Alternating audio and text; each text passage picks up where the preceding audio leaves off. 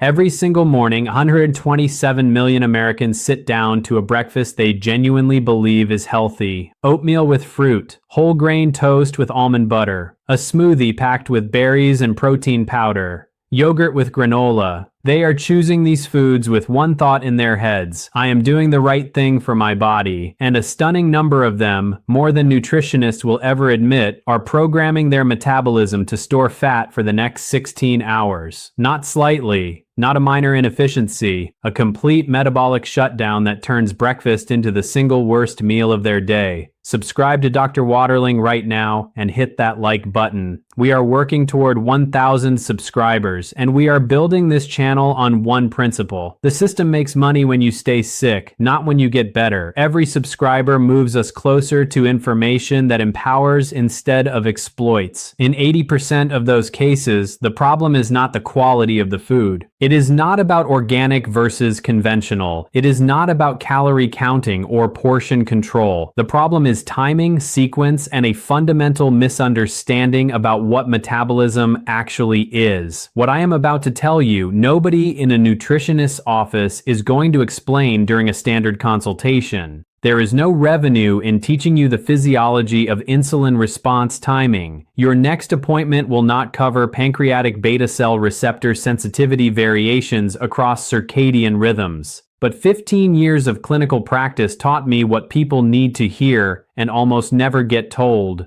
This information can change your body composition in 14 days without a single calorie reduction. Let me be direct with you. After age 40, your pancreatic response to morning carbohydrate intake changes fundamentally. The beta cells in your pancreas, the specialized cells that produce insulin, become less sensitive to glucose signals during the first 2 hours after waking. This is not a disease. This is documented chronobiology. Your body operates on circadian rhythms that affect every metabolic process, and insulin sensitivity follows a predictable daily curve. Between 6 a.m. and 8 a.m., for most adults over 40, insulin response is at its lowest efficiency point of the entire 24-hour cycle. When you eat a carbohydrate-dominant breakfast during this window, your pancreas releases insulin, but your muscle cells and liver cells do not respond appropriately. The glucose stays in your bloodstream longer than it should. Your pancreas interprets this as insufficient insulin and releases more. You end up with both elevated blood glucose and elevated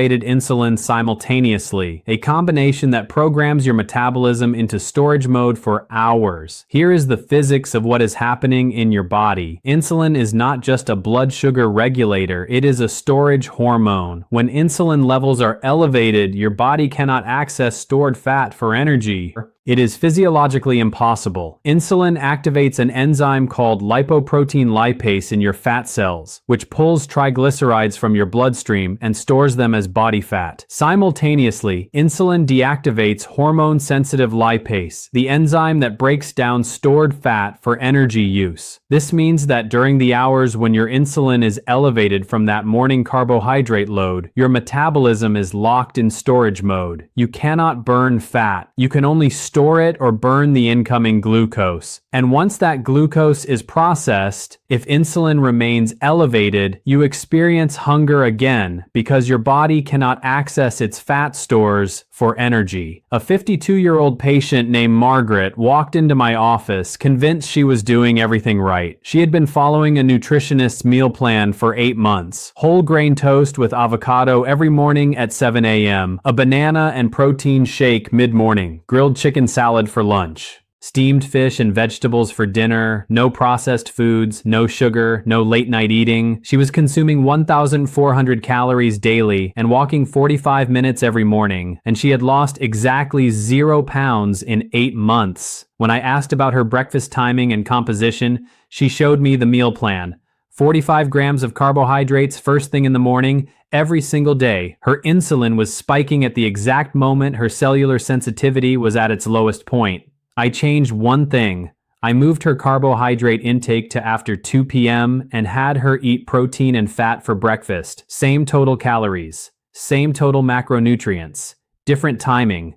Within 3 weeks, she lost 11 pounds. By week 6, 19 pounds. Same foods, different sequence, The healthcare industry does not profit from you understanding circadian insulin sensitivity. There is no billing code for explaining chronobiology. Your next nutritionist appointment will not include a discussion of BMAL1 gene expression or clock protein regulation of metabolic enzymes. These are the actual molecular mechanisms that control when your body burns fat versus stores it, and the timing is not arbitrary. It follows your internal biological clock with precision. But if everyone understood that breakfast composition matters less than breakfast timing relative to cortisol awakening response and pancreatic circadian rhythm, the morning cereal industry would collapse. The breakfast bar market would disappear overnight. The entire nutritional supplement industry built around breakfast optimization would lose billions. Let me explain exactly what happens inside your body from the moment you wake up. Your adrenal glands release cortisol in a spike called the cortisol awakening response. This happens within 30 minutes of waking and serves a specific biological purpose. Cortisol mobilizes stored glucose from your liver to provide immediate energy for waking brain function. Your brain uses roughly 20% of your total daily glucose just for basic operation, and it needs fuel immediately upon waking. Your liver provides this through glycogenolysis, breaking down stored glycogen into glucose and releasing it into your bloodstream. This is a normal, healthy process. The problem occurs when you add external carbohydrates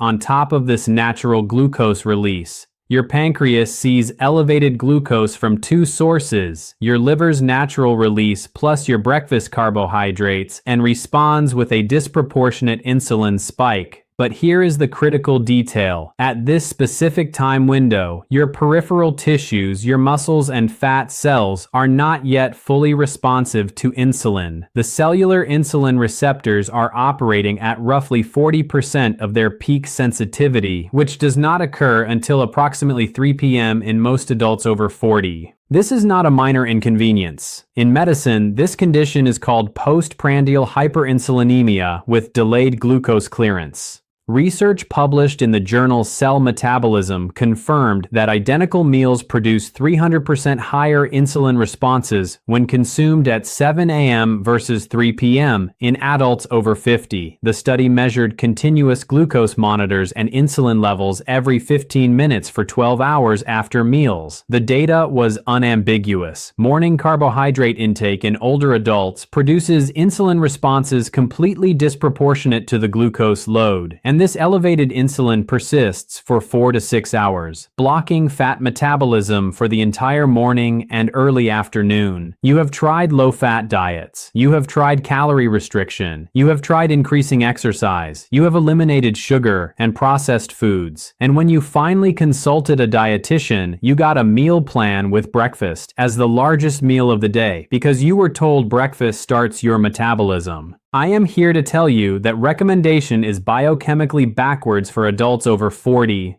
Breakfast does not start your metabolism. Your cortisol awakening response already did that. Breakfast during the insulin-resistant window stops your fat metabolism for hours. Now, what should you do instead? The solution is not eliminating breakfast. The solution is changing what breakfast means. For the first 2 hours after waking, your body performs optimally on protein and fat with minimal carbohydrate. This combination provides sustained energy without triggering the insulin spike that locks your metabolism into storage mode. Here is your complete clinically organized protocol. Morning protocol. First thing upon waking, drink 250 milliliters of room temperature water, approximately 1 cup. This rehydrates tissues after overnight fluid loss and supports the lymphatic system. Do not add lemon. Do not add apple cider vinegar. Do not add anything. Just water. The addition of acidic substances can trigger gastric acid production before your digestive system is ready, potentially causing reflux in sensitive individuals. 30 minutes after waking, consume your first meal. This meal should contain 25 to 35 grams of protein, 15 to 20 grams of healthy fats, and less than 10 grams of carbohydrates. Specific examples: 3 whole eggs cooked in 1 tablespoon of butter or coconut oil with 50 grams of smoked salmon, approximately 2 ounces, or 150 grams of full-fat Greek yogurt, that is about 2/3 of a cup. mixed with 30 grams of raw almonds, roughly a small handful, and 1 tablespoon of ground flaxseed. Or 100 grams of leftover chicken breast, about half a standard chicken breast, with half an avocado and a handful of spinach sautéed in olive oil. The protein provides amino acids for tissue repair and neurotransmitter production. The fat slows gastric emptying, creating sustained energy release without blood sugar spikes. The minimal carbohydrate prevents the insulin surge that would block fat metabolism. Here is exactly how this works at the cellular level. When you consume protein and fat without significant carbohydrate, your pancreas releases minimal insulin. Your blood glucose remains stable from your liver's natural glucose output. Your cells can access stored fat for energy because insulin is not blocking hormone-sensitive lipase. Your metabolism shifts into a state called preferential fat oxidation, where your mitochondria burn fatty acids as primary fuel. This is not ketosis. This is normal metabolic flexibility that your body is designed to utilize but cannot access when insulin is chronically elevated. Within 90 minutes of this meal composition, your metabolic rate increases by approximately 15% compared to a carbohydrate-dominant breakfast, and this elevated rate persists for 6 to 8 hours. A study published in the American Journal of Clinical Nutrition measured this effect with metabolic chamber testing, the gold standard for energy expenditure measurement. Participants consuming high-protein, high-fat breakfasts burned an average of 180 additional calories throughout the morning compared to identical calorie high-carbohydrate breakfasts. Mid-morning, 3 to 4 hours after breakfast. If you experience hunger, consume 20 grams of raw nuts, almonds, walnuts, or macadamia nuts, or 1 tablespoon of almond butter with celery sticks. This maintains stable blood sugar and prevents the energy crash that typically occurs when morning insulin finally drops after a carbohydrate-heavy breakfast. Afternoon, 2 p.m. to 4 p.m. This is when you introduce your primary carbohydrate intake. At this time, your insulin sensitivity is at its peak. Your muscle cells are maximally responsive to insulin signaling. The same carbohydrate load that caused metabolic chaos at 7 a.m. now gets efficiently stored as muscle glycogen instead of body fat. Consume 40 to 60 grams of complex carbohydrates with your afternoon meal. Examples include 150 grams of sweet potato, about 1 medium potato, or 200 grams of cooked quinoa, roughly 1 cup, or 100 grams of steel-cut oats. Pair these with continued protein, 25 to 30 grams, and vegetables. The carbohydrates replenish muscle glycogen depleted during your morning fat-burning metabolism. The timing ensures insulin response occurs when your cells are prepared to utilize glucose efficiently. Evening meal, 6 p.m. to 7 p.m. Moderate protein, 20 to 25 grams, with unlimited non-starchy vegetables and moderate fat. Examples include 120 grams of grilled fish with roasted broccoli, cauliflower, and zucchini cooked in olive oil, or a large salad with mixed greens, cucumber, tomatoes, bell peppers, 100 grams of grilled chicken, and a dressing made from olive oil and vinegar. Minimize carbohydrates in the evening to allow insulin to drop before sleep. Elevated nighttime insulin disrupts growth hormone release during deep sleep, and growth hormone is essential for overnight tissue repair and fat metabolism. Within the first week of this protocol, most people report elimination of mid-morning energy crashes. By the end of week 2, measurable fat loss becomes apparent, typically 5 to 3 kilograms, approximately 3 to 6 pounds, without calorie reduction. By week 4, metabolic flexibility improves noticeably. You will find you can go 4 to 5 hours between meals without hunger or energy decline, indicating your body has regained the ability to access stored fat for fuel. A 58-year-old patient named Robert had struggled with weight for 12 years after retirement. He had gained 18 kilograms, about 40 pounds, despite eating what he considered healthy food. Whole grain cereal with skim milk every morning at 6:30 a.m., fruit snacks throughout the day, lean proteins and vegetables for dinner. He was consuming approximately 1,800 calories daily and gaining weight. His fasting insulin was 18 microunits per milliliter. Normal is below 5. This indicated severe insulin resistance. I implemented the timed eating protocol protocol: high protein, high fat breakfast at 7 a.m., minimal carbohydrates until 3 p.m., normal carbohydrate intake in the afternoon, same total calories. Within 6 weeks, his fasting insulin dropped to 7. He lost 9 kilograms, approximately 20 pounds. His energy stabilized, his sleep improved, and his chronic afternoon fatigue disappeared. The only variable that changed was meal timing and macronutrient distribution relative to his circadian insulin sensitivity curve. Now, critical warnings. If you are currently taking medication for diabetes, blood sugar regulation, or insulin resistance, do not modify your eating pattern without consulting your prescribing physician. The changes described here can significantly improve insulin sensitivity, which means your medication dosages may need adjustment. Continuing the same medication doses while improving insulin sensitivity can cause hypoglycemia, dangerously low blood sugar. Work with your doctor to monitor your response and adjust medications as needed. If you experience shakiness, confusion, rapid heartbeat, or severe sweating between meals, consume 15 grams of fast-acting carbohydrate immediately, orange juice or glucose tablets, and contact your physician. These are signs of hypoglycemia requiring immediate correction. If you have a history of eating disorders, restrictive eating patterns, or disordered relationships with food, this protocol requires professional guidance from a qualified eating disorder specialist before implementation. The focus on meal timing and composition can trigger unhealthy restriction patterns in vulnerable individuals. Your mental health takes priority over metabolic optimization. If you are pregnant or breastfeeding, your nutritional requirements differ from the general adult population. Pregnancy and lactation increase carbohydrate needs, and morning carbohydrate restriction may not be appropriate. Consult with a maternal fetal medicine specialist or registered dietitian specializing in perinatal nutrition before modifying your eating pattern. How old are you? Write it in the comments. I want to see which age group makes up the majority of our viewers, because it will directly shape what I cover in future videos. The metabolism shifts I am describing accelerate after age 40 and become more pronounced after 50, but the underlying mechanisms apply across adult age ranges with varying magnitude.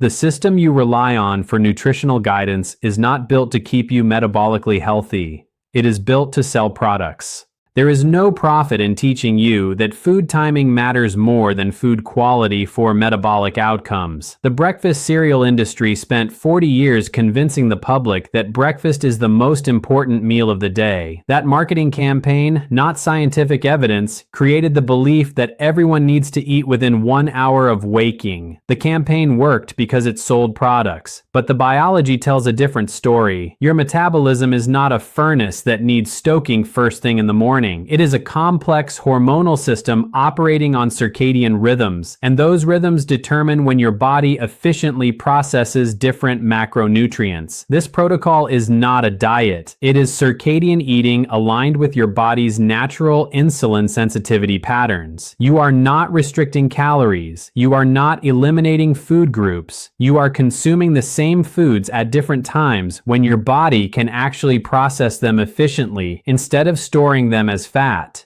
This is not deprivation. This is physiological precision. If this information helped you understand why previous diet attempts failed despite genuine effort, send it to someone you care about, a parent, a friend, someone who has been struggling with unexplained weight gain despite eating clean and exercising consistently. You may have just given them the missing piece they needed to finally see results. Subscribe to Dr. Waterling and help us reach 1,000 subscribers. We are building a resource that prioritizes your health over industry profits. Every subscriber supports that mission. Your body is not broken. Your metabolism is not permanently damaged. You were following advice that ignored basic chronobiology, and now you have the information to align your eating pattern with your actual physiology. That is not a minor adjustment. That is the difference between fighting your biology and working with it. And when you work with your biology instead of against it, results follow with remarkable consistency.